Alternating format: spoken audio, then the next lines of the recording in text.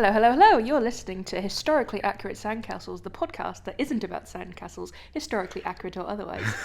That introduction. Shh, you've not been introduced yet. Sorry. My name is Polly Jean Harrison, and I am your host for today. This is episode 2 of Historically Accurate Sandcastles, which is very exciting. And my fun fact for the week is that I once broke my arm watching Space Jam. You did? Chris, your presence is supposed to be a secret. I'm sorry. Anyway, I'm here with my secret guest, who you do not know is here. What? No, I'm not. So, who are you? I am Chris, and I am Polly's friend of 5 years. I was literally and just... flatmate, and true love. Wow. Sorry, Tom. I better tell my boyfriend. Nah, you shouldn't. I was just about to say, how do I know you? Because we met at university when we both did history and didn't know what we wanted to do with our lives. And now we both know what we want to do with our lives, and unfortunately it's the same thing. So we're here doing what we want to do with our lives. I mean, admittedly, I did kind of copy you. You 100% did. It was my idea to come to the open day, and you were like, let's take... No, I asked you to come along because I can't do things by myself. Yep. And then you were just like, that sounds amazing. I kind of want to do that. For context, so we're doing a Masters in Magazine Journalism at Nottingham, and we're doing the same course together, living together. Yep. And it was originally Chris's idea. Chris wanted to do the Masters. I did. And asked me to come along to an open day for moral support. If anything, it speaks to the quality of Nottingham Trent University's open days. Yeah, it does. Because I was sold from the open day. Yeah, and you weren't even planning on doing a Masters. No, you were planning on doing not. a acting one at the time, right? Probably. Yeah, that sounds about right. Yeah, no, you were. No, you I were was because going to do acting. Yeah, you were. And that went really well. To be fair, I'm glad you didn't. Oh, it would From be a purely terrible. selfish point of view. Well, Who would I live with? I wouldn't have done very well. I'm not You a very wouldn't. good actress. No, it's not that. It's just you wouldn't have dealt with the stress. No. Anyway, Chris, do you have a fun fact? I have a fun fact. I have met 3/4 of the main cast of Red Dwarf. You said that really weirdly. I did. 3/4. 3/4. 3/4. Nah, 3/4 is better. 3 out of 4. 3 out of 4. I've met Chris Barry. Yeah. Danny John Jules. Yeah. And Robert Llewellyn. I have yet to meet Craig Charles. See, do you know what's really upsetting about that? You said Robert Llewellyn wrong. No, it's Llewellyn. Deal with Llewellyn. it. It's a Welsh name. Shut up, man. It's Llewellyn. Deal with it. You're a guest on my podcast and you're being very rude to me. I love you. Does that fix it? No, it doesn't. Oh, fair. I tried. Shocking. So. Yes. Chris. Yes, me. It is customary. It's customary. In Historically Accurate Sandcastles. Still the best name ever. It's hilarious. It's an amazing name. I say it's customary. This is the second episode. So it will become customary. So arguably, we're making it tradition. Yeah, I guess you could say that, because the first time doesn't make it a tradition. Doesn't. The second time makes it a tradition. Exactly. Does that make you feel Who good? says second best is the worst place to be? Not this guy. Well, it's first the worst, second the best. So, anyway, I believe you have a story. I do. So, this story comes courtesy of Polly and her stress. I was going to say, I did not approve of this story told, and I was vetoed, and I feel like, because it's my podcast, I should get to choose the stories, but... Yeah, but all your suggestions were pants. So, second year, we had, I think it was 4 deadlines on the same day. Now, most people were super stressed, but managed to, get it all done in reasonable time. Some people were still doing it the night before. Polly Harrison. This is such shade. You decided it was a good idea to do 2 essays in the same night. Did I really do 2? You did. You did 2 in the same night because you kept flitting between the 2. I've blocked that out in my memory. I know you have. I did. No, I wouldn't. You did. No, you did 2. You did 2. No. You did. No, you did 2. No, I remember you did 2 because I remember phoning my dad and being like, "What the hell is she doing?"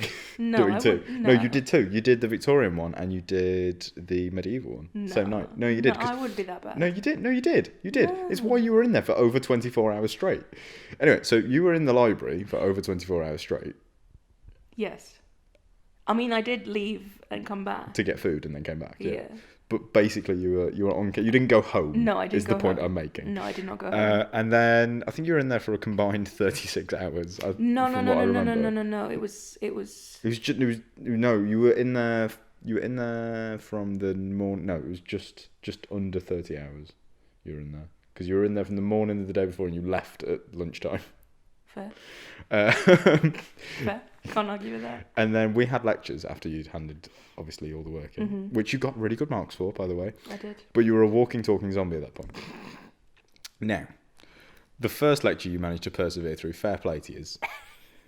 But you looked like you wanted to die. And I distinctly remember when we walked out of it, I was like, you need to go home. And you were just like, you were so determined to go, because bless your heart, you were like, no, I've got to carry on. Like, I'm here to study. I need to carry on. And I was just stood there watching my best friend of that point 2 years be like, what's going on? I can't see, because your eyes were so tired and shut. And I only managed to get you to go home by threatening to take you home myself, and therefore miss the lecture we were both going to go to. I remember that. And do you remember how long you were asleep? So I went straight to bed. I'd like to point out I am a better student now. You are. I learned the lessons of second year, and I am a better student. And I hate. I'm not proud of that. How long were you asleep for? I was asleep for like 17, 18 hours. I think I went to bed as soon as I got home, and then I didn't wake up until like God knows what time the next day. It was amazing. Oh, it was so funny. Because I text you 4 times being like, are you alive? Are you okay? No, you weren't okay. You recharged. It was so funny. I mean, it was something. It was. I'm not proud of that. I am. I'm not. You should be. You managed to get like 2 2-1s on that. Yeah, I did really well, but that's beside the point. That's not the lesson to take from this. I think that was the problem. You kept enabling yourself. I was like, yeah, I'm doing fine. It's fine. It's cool. Cool. Hey, I got 2-1 on my degree. Yeah, nice dab. And then I didn't dab. You didn't dab. I was better than that. I'm not. I'm not above that. See, people are gonna listen to this and be like, oh my god, what a terrible person Polly is. And no, they're not. It's true. No, you weren't. Oh, I was bad though. Like I was such a bad student. You were. I got in third year. I was fine, but like first and second. No, year, you weren't. That's a straight up lie. No, in third year I did. Yeah. No, you did. You did it, but you didn't want to. You were very stressed. Yeah, I was very stressed, but I didn't do the night before trick. Okay, no, you didn't. You did once, and you wanted to kill yourself. But it was only I was just finishing it the night before. Yeah. I wasn't actually doing the whole thing night before. Yeah, because you started both of them the night before, reading and everything. I mean, if anyone is listening, I didn't mean it, and I'm better now. And I still did really well in my degree, so take from that what you will. You did. We've gotten very boring. We have. No one wants to hear about undergraduate degrees. Yeah, no. So what are we talking about? God, okay. Won't tell me. No, I didn't want to tell you because I wanted you to be surprised, and I also wanted you to have it sprung on you. Because that's the thing to do to me. Yeah, it might help the quality of the conversation. You don't know. Okay, go on. Okay, so I figured, every week here on Historically Accurate Sandcastles. Stop laughing. It's an amazing my podcast name. I love it. So every week we like to have a little discussion topic. Last week with the lovely Thomas, it was Frozen 2. And this week I figured we would talk about... That's a really bad drum roll. Hang on, try again. There you go. That's better. Hamilton. Yay! Hamilton. Yes! So for anyone who does not know, Hamilton is a musical. I believe it came out in 2015.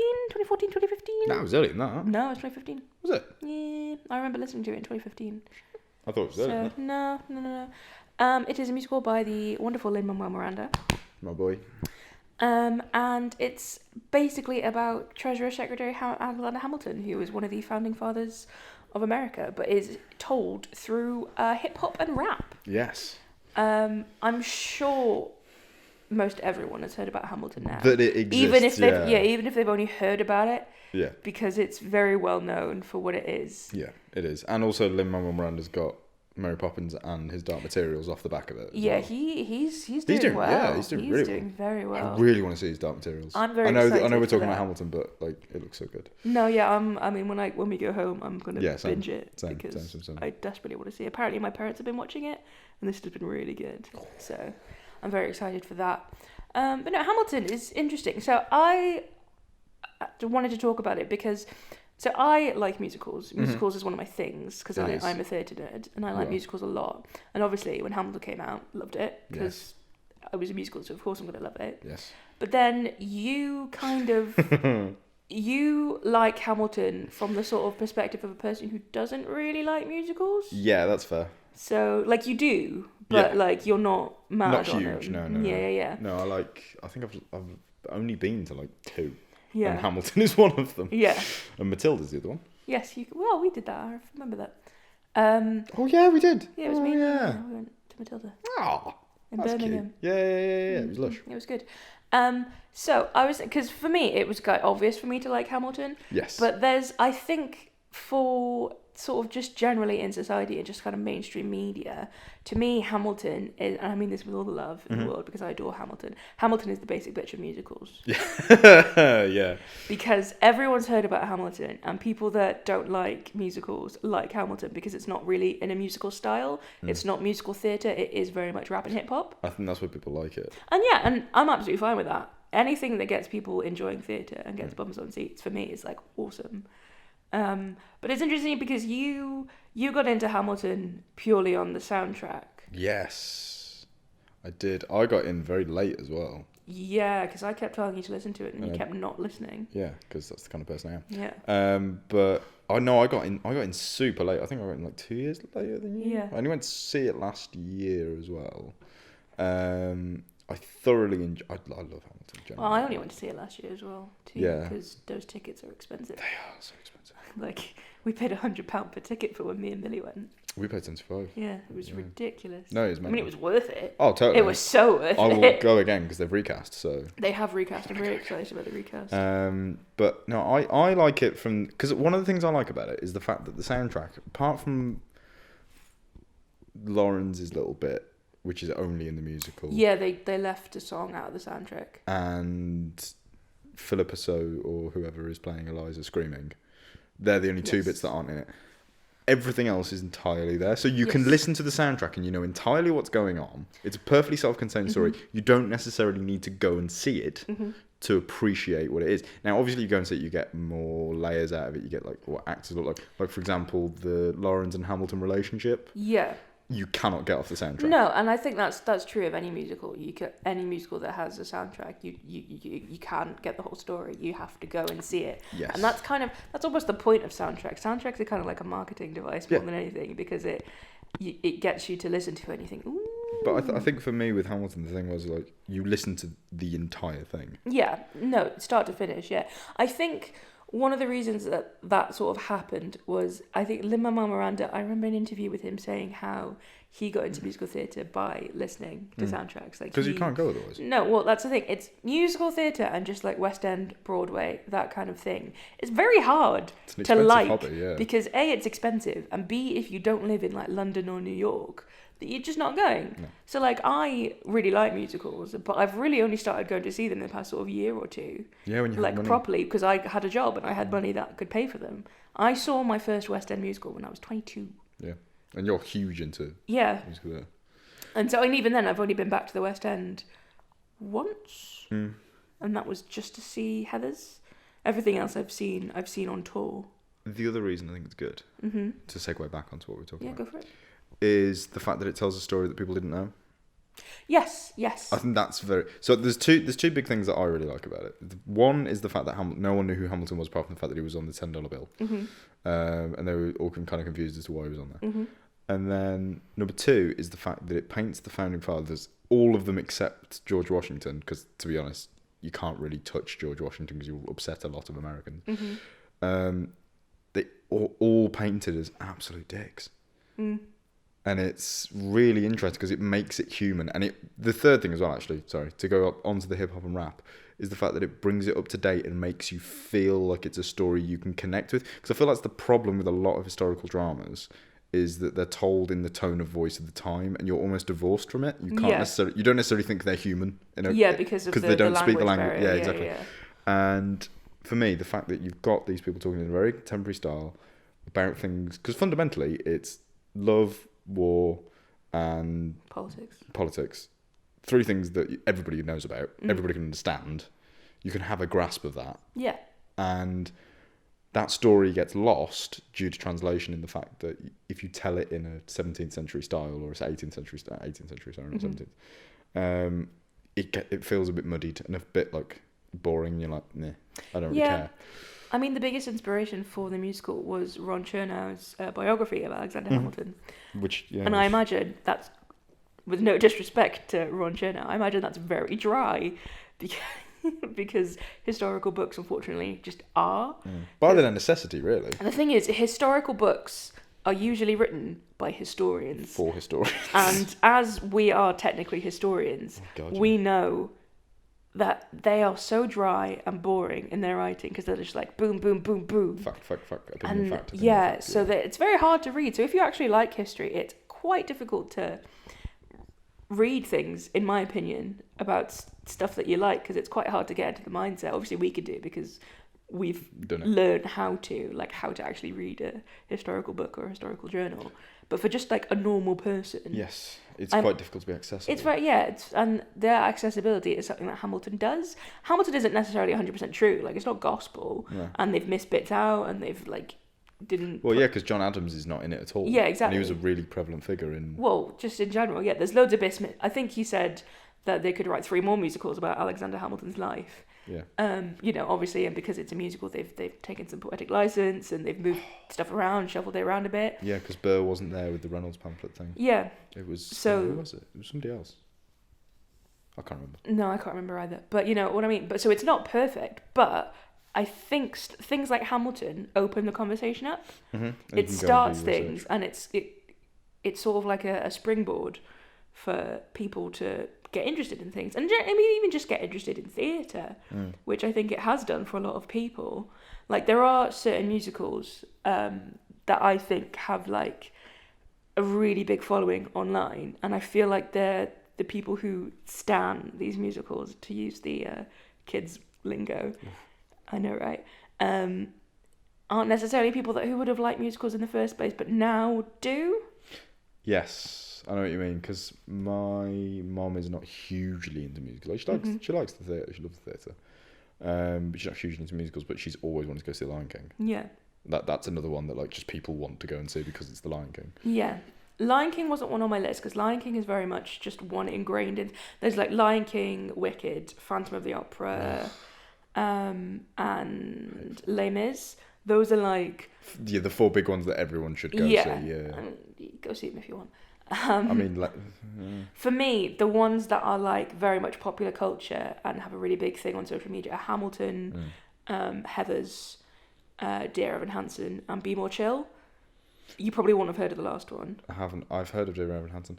Waitress as well seem to have a huge. Yeah, Waitress is getting up there. Thing. So like, if you go on Instagram, like it's all just like Heathers, it's all just Hamilton, and which is great, fine. But I find that interesting that those are the ones that people have latched onto, that sort of teenagers and young people have latched onto. But then also it makes sense because the stories they're telling. Well, aside from Hamilton, they all are aimed at that audience. Yeah, exactly. Hamilton is a weird one because it's aimed at a young audience in terms of its music style, but its subject type is aimed at older audience. It's interesting. It's definitely not like a kids show. No. I mean, purely because they do swear in it. And there's, kind of like a simulated sex scene. So that's never for kids. I always wondered how they were going to do that when I was listening to the soundtrack. Because I don't know why, but in my head I was like, why are they getting naked on stage? Because there's like lines where... Because they're saying the narrative, you think that's what's going to happen on stage. No, he's just singing it. Yeah, they just sing it literally. But yes, it's not a kids show. No. But I mean, I do remember seeing quite a few younger kids in the audience. Which is like, why are you taking them to see the show? They say the F-bomb in it twice. Well, because they don't know what it is. Yeah, very true. They're just like, oh, Hamilton's a big thing, we should go see that. And then they get scared. Well, that's the thing. I think Hamilton is a big thing even if you don't like musicals. Yeah. Because when I went, I assume it was the same for you. I went on a matinee on a Thursday. And it was rammed. And the queue was around the street. Like, we had to queue up for age. Like, we all had tickets, but we all had to queue up to get in. And it was, like, raining and we got very wet. And there was a very small dog wandering around with a security man. It was very cute. But yeah, it was huge. And it was packed, and you have to buy tickets like months in advance because they all sell out. So it's a really weird phenomenon. I don't necessarily know if phenomenon's the right word. No, it is. It's a musical phenomenon. I don't think that's ever happened with anything before. And if I'm wrong, then I. The only thing I can compare it to from my own personal experience is Cursed Child. Yeah, possibly, actually, to be fair. Because that is massive as well. And that is ridiculously expensive, and yet it's always rammed. But then the hype for that, I think, has died down. Because I don't hear anything about Cursed Child anymore. People still go. No, people still go. It's still rammed. But in terms of, like, the hype train, you always hear about Hamilton. You never hear about You don't need child. to. You don't need to because they sell out. Yeah. Still, you still have to buy like 3 months in advance for that show. See, I don't want to go see it. Ah, it's lush. Go. No, I don't want to go. Nah, it's great. I really don't want to go. I'd rather go see something else. It's not worth it in terms of how expensive it is, but in terms of the performances, the set design, how it's like done, and visually, it's so incredible. The story is pants. I mean, controversially, I'm just not that bothered about Harry Potter anymore. Nah. I've kind of fallen out of love with Harry Potter a little bit. Like, I still like it, and She I still enjoy it. She is slowly ruining it for everyone. Yeah, I just because she keeps pumping stuff. Like, Fantastic Beasts 2 is horrendous. Oh yeah, I did not enjoy that film. I enjoyed the first one. I enjoyed the first one. I thought that was good. But I think it's partially to do with the fact that like it ended, and we were all like, okay, Yeah, time to move on. Nice. And then the play came out, the films come out, second film's come out, third one's in production. It's just like, I think go away. But yeah, the problem with Harry Potter is it was such a big. That's another example of a phenomenon because I don't think that's ever happened with a book series. No, like before or since. So when they came out, I've got all of the books, and I've got the third one as an adult bound edition. Now I didn't know why until years later. It's because my dad went to WH Smith's at midnight, queued up, got it, and they'd run out of the child edition by the time he got to the till. No, yeah, it's crazy. And he was there at midnight. Yeah. He was there a solid hour beforehand, queued up, got it me. So I'll never get rid of it. It upsets my OCD, like, to my core that they don't match. Oh, yeah, it would. It would. But, yeah, I'll never get rid of it because sentiment. But, yeah, so Harry Potter is, like, the same weird phenomena as... I mean, Game of Thrones as well. Why is Game of Thrones huge? It shouldn't be. I have not seen Game of Thrones. But it's massive. Yeah, no, it is. You know what it is. Yeah, I know. I know everything that happens in Game of Thrones because people don't shut up about it. Yeah. So, like, I know all the plot points. So I never need to watch it. It's controversial opinion. It's not that great. That's what I've heard from a lot of people. But it's good. But it's not that great. But I think if you take Game of Thrones away from the hype, it's good. But if you have it next to the hype, it's nowhere near as good as everyone says it is. That's the thing. Things very rarely live up to the hype. Apart from Hamilton. Apart from Hamilton, which is what I was going to say. It definitely live up to the hype. And that did live up. That lived up to the hype so much that I want to go again. Yeah, same. Desperately want to go again. I listen to the soundtrack every day. Yeah, you do. For a year and a half. Well, I don't listen to it as much anymore because people told me I was being boring. That's fair enough. But, I can sing the entire thing. I'm not surprised. It's just interesting. It's interesting that it's so popular. I mean, I wonder if one of the reasons it is so popular, and I know it is, in fact, one of the reasons that it's so popular, is because of the casting choices that they make. So obviously, they very pointedly cast either black people or other minority ethnic or just like people of colour in all the main roles. There are very few white people in Hamilton by design. Aside from the bad guy. Yeah, King George is white. I cannot think of an instance where King George was not white. No, he's always white. And there are a couple of white people in the ensemble, but everyone else is not white, people of colour, or minority ethnic, or everything. Do you have a question for you, though? Go on. I know, obviously, Lynn was a bae, but obviously he's not doing it anymore. What were your thoughts on English Hamilton? Oh, Jamal Westerman. I really liked him. I really liked him. See... Before you've completely sidestepped my point, which we will go back to later. I'm sorry, about the whole I got race excited. Thing. No, I remember before I went to go see Hamilton, our mutual friend Joe, we were talking about it with him, and he was like, it was great, but I didn't really like the guy who played Hamilton. Well, it wasn't even that. It was just he was like everyone else was so good that he felt not good by comparison, even though he was good. So when I went to see it, I had that in the back of my mind, and I watched it. I was like, no, he was amazing. No, he's really good. It was different though. Yeah, well, it's always going to be different. No, but he was like a lot different. Yeah, but that's always going to be the case. He's a different actor. The problem people have with musicals and with plays in general, like big ones, anyone in the West End and stuff, is that everyone always thinks that it's going to be the same, and then people get upset when it's not, and it's like, well, yeah, because it's a different person. It was really jarring, actually, having listened to the musical so much and then going and it was all different actors. That was really jarring for like 20 minutes. But then that's kind of your fault more than anything. No, I know, but that's an interesting thing in terms of musicals in general, is the fact that you like you said, the CDs and the soundtracks are marketing tools, and then you go and it's different to what you expect unless you see the original cast. Yeah. So that was weird for me because I'd never had that before. Yeah. Because I just rock up to musicals. I'm like, that might be good. Yeah. So I never had that before, but that was really weird. The only like super weird one was I couldn't get over the fact that Washington sounded like Carlton from Fresh Prince. I just couldn't get over it because he did. To be fair, he did. Like, It was amazing. to be fair to him. But no, yeah, I really liked all the cast that I saw. Yeah.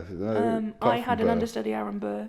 Well, you had Proper Aaron Burr. Giles Terrera. That's the one. And I had an understudy. I wish I had the understudy. I thought the understudy was really good, which is surprising because Giles Terrera won a Olivier for that. Yeah, role. and I don't know why. Must have had an off day, maybe. Maybe, like, you can have off days, and I get it. But, I think it comes down to the fact that, I can't remember, what's his actual name? Leslie Odom Jr. Thank you. Is so good. See, what you need to do is, and because you've not seen a lot of musicals, and so it's it makes difficult sense. to divorce it, yeah. You cannot. No, I know, but, like, he is my favourite. And I get that, yeah, no, and he was really good at the role. He was exceptional in the role. And which was why he was cast in the role. Good. He was so good. But when you go, like we were saying, they're never going to be the same. No, they're not. So you have to go and you have to forget everything you already know. I know, and it was really hard. And it's kind of a knack. I got to admit, there is a knack to it. I've seen quite a lot of musicals now. Yeah, I can't. And there is, you have to just forget everything you know.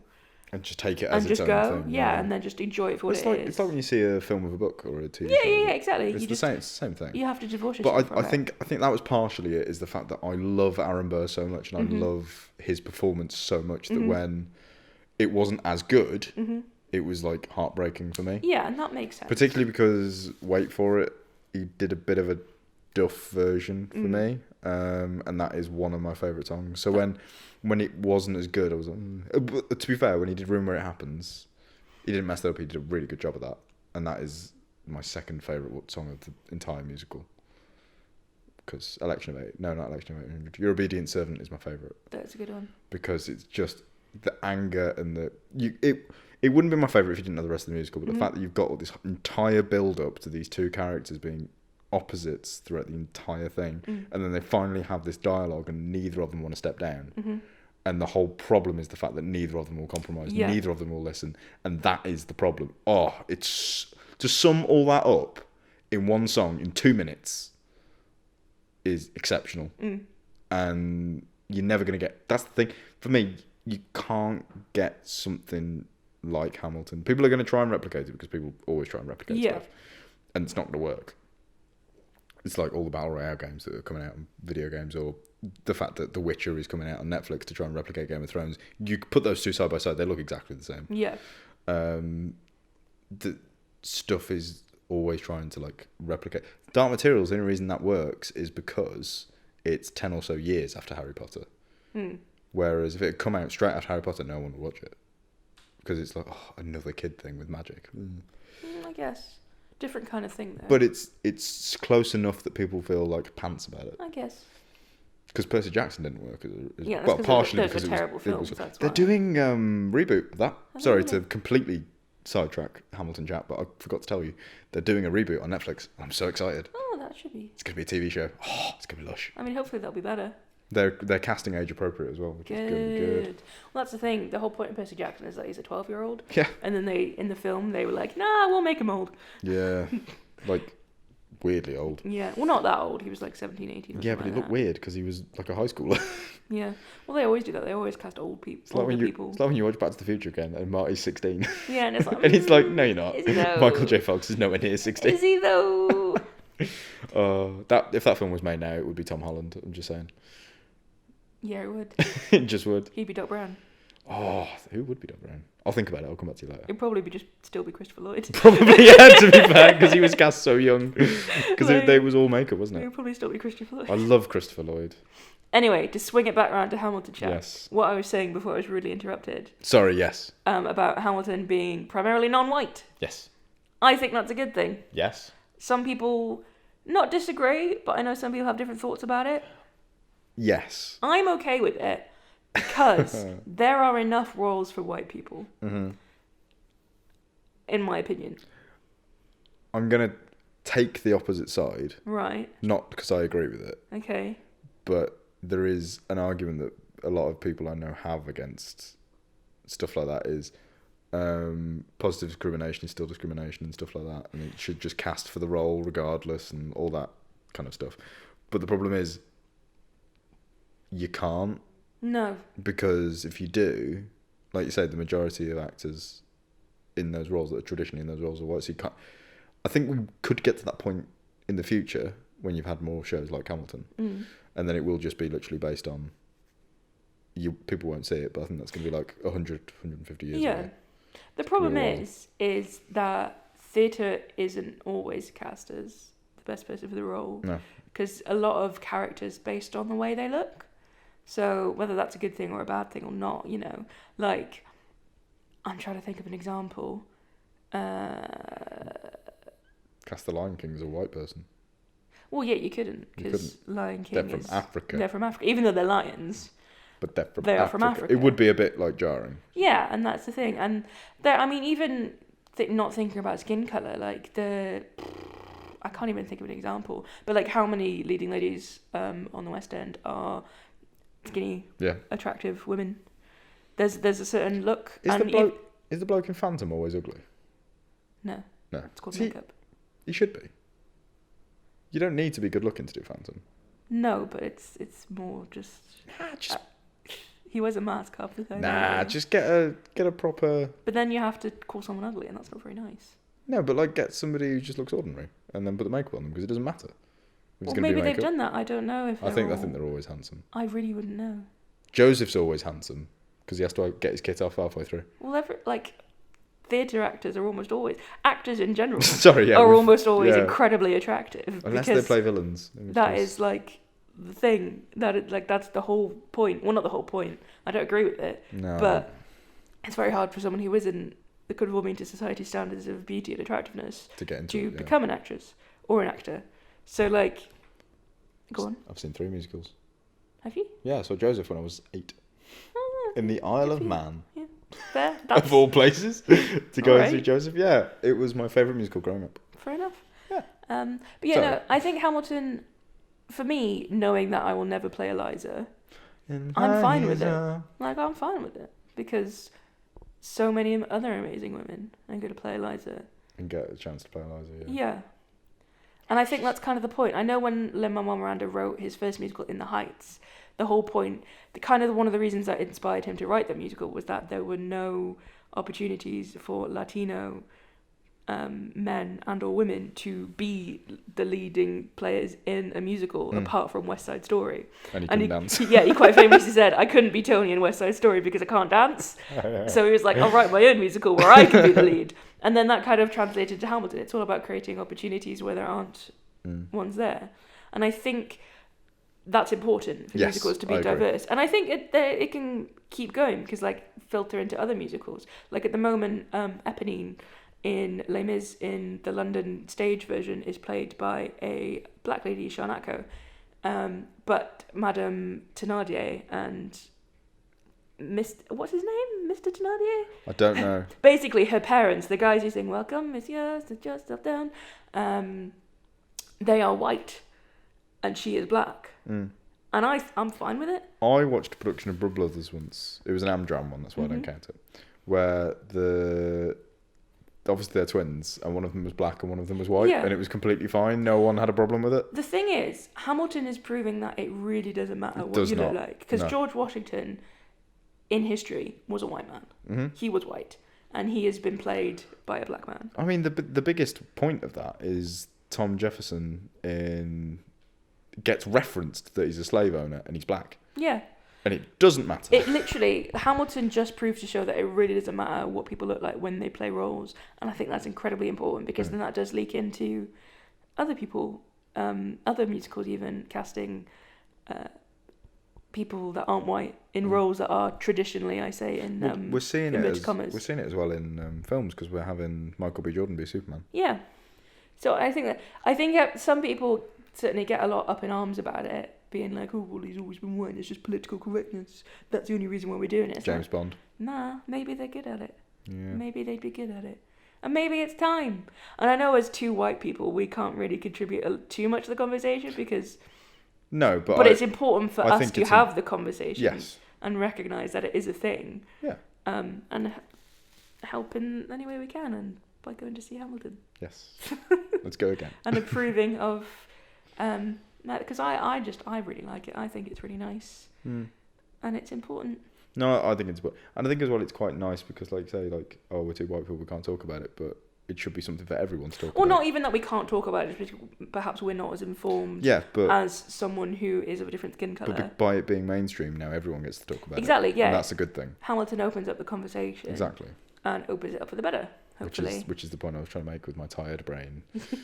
I am so sleepy. That is fair enough. Well, I think that brings us to the close of the Hamilton chat, unless you'd like to add anything else. Do I want to add anything else? Okay, who's your fave? Are we talking character or actor? Character. Uh, We know mine. It's my boy Aaron Burr. Represent. I really like Washington. Just because of how much of a powerhouse he is. You want to fight for your land back? Anybody right here, man? And how he just does not take any shit off Hamilton. No, he doesn't. He doesn't at all. He's like, dude, come on. Son, don't call me son. Yeah. This world is hard enough without him. And Chris Jackson, who played the original Broadway Washington, I adore. One Last Time is so good.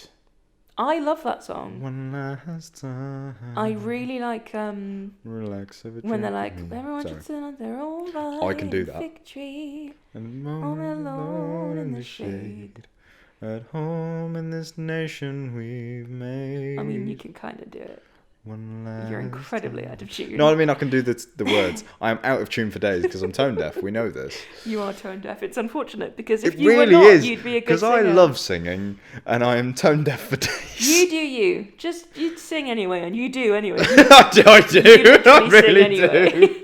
You don't let it hold you back, so don't bother starting now. Just you do anyway. Yeah. No, I love singing. I think it's a shame that people who are tone deaf, me in the tone deaf community.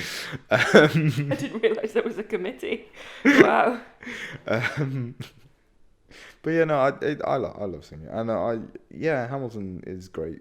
I think Hamilton is great. I think that's what we could take for this conversation. Yes. Hamilton is great, and if you, dear listener, have not listened to Hamilton... What are you doing listening to this? Go and listen to Hamilton. No. Listen to this first. No, and don't. And then go listen to Hamilton. Don't. This is rubbish. Go listen to Hamilton. How rude. No, it's not rubbish. It's not rubbish. Your presenting skills are very good, by the way. Oh, are they? I'm very proud of you. Thank you. I'm always proud of you. Everyone keeps saying nice things to me, and I'm like, oh... Okay. Yeah, you're very official and very good. Yeah, you haven't had any training. It's insane. Yeah, one of the girls in our class the other day, Shannon, said that she was like, "Oh, you're really good at talking." And I'm like, "Oh, okay." You are. No, you are. You're meant to talk. I never know how to react to compliments. No, I find it very weird. Because I don't know whether to be like, I know. Because the thing is... No, the answer to that question is no. The problem is I am super vain though. I'm like, oh my god, stop it. But also don't. That is you. Keep saying that things. is you. Yeah, I'm a mix between like really shy and a bit like weird about it, and then I'm also like, no, keep going, keep tell me how amazing I am. It's just I don't know how to take this, but also carry on telling me. No, I gotta know. Come on, I'm amazing. I know I'm amazing. I need you to tell me. Okay, so this brings us to the final portion of our podcast. What? There's more. There is one more thing, and let me just open the note on my phone. There's more. So basically, I'm going to ask you a question. Yeah, it's that exciting. What the heckins? Okay. The question I'm going to ask you. I am going to give you £5. Okay. And you get to spend that £5 in a pound shop. Okay. What are you going to buy? Ooh, what's in a pound shop? That's what I've got to remember. Chocolate. I'm just listing things that are in a pound shop while I think about it. Chocolate, to be fair. Oh, no, I know what I'd buy, because I have 5 friends. I would buy you all your favourite chocolate bar from that pound shop. That's very nice. I would buy you, Helen, Lucy, George and Nathan your favourite chocolate bars. And I would share them. That's very sweet. That's a very nice answer. Yeah. I appreciate that. That was sweet. Yeah. I don't even have anything funny to say about that. No, because it was just pure, wasn't it? That's just nice. Yeah. Yeah. That's what I do. Oh, good. Nice. Cool. Or I'd just buy like a shed load of Coke. I don't know how much Coke you'd be able to buy for the pound. To be fair, it's usually 2 for £1, isn't it? Exactly, yeah, so you can get like 10. 10 bottles of Coke. Yeah, I'd be sugarish for days. Yeah. I wouldn't do that, I'd be really annoying. No, God, you're annoying anyway. I hate being on a sugar high because I crash so bad. I mean, that's literally what sugar is. Oh, it's really bad. I did it at work once. I was on a sugar high all morning, like 10 till 12, and then crashed hard in the afternoon. It was Good not grief. good. Right, anyway, yes, enough, because the phone is telling us low battery. I was going to say, yeah, it's just been like, you're running out of battery! Ah! So, thank you very much for joining me this week, Chris, on Historical Accurate Sandcastles. I very much appreciated having you on. Do we have a goodbye jingle? We do not. I don't have any jingles at all. Oh, we need a goodbye This jingle. is a very low-budget, unprofessional Hang on. podcast. Should we make a jingle? Absolutely not. Let's make a jingle. We're not making a jingle. Oh. Okay. Thank you very much for listening. I hope you've enjoyed a little bit more rambling and a little bit more banter, dare I say. Banter. Yeah. So, yeah, tune in next week for, I hope next week, if I can, if I finish all my master's work, No, then you there will. will absolutely You be will. one next week. If not, I'll see you whenever. Who's going to be next week? Do we know? No, I don't know who he's going to be yet. It literally depends on who out of our friends is available. Me. I'm always available. Not gonna lie, it might be you again. Yes! I love podcasts. I mean, over the Christmas break, it's just gonna be me and Thomas That's entirely fair. because he's my only friend. You should get where I Millie live. on. Yeah, no, I've asked my sisters and they'll Yeah, probably that'd come be on. cute. That'd be cute. But yeah, anyway, thank you very much for listening, and I'll catch you on the next one. Bye. Ta-ra!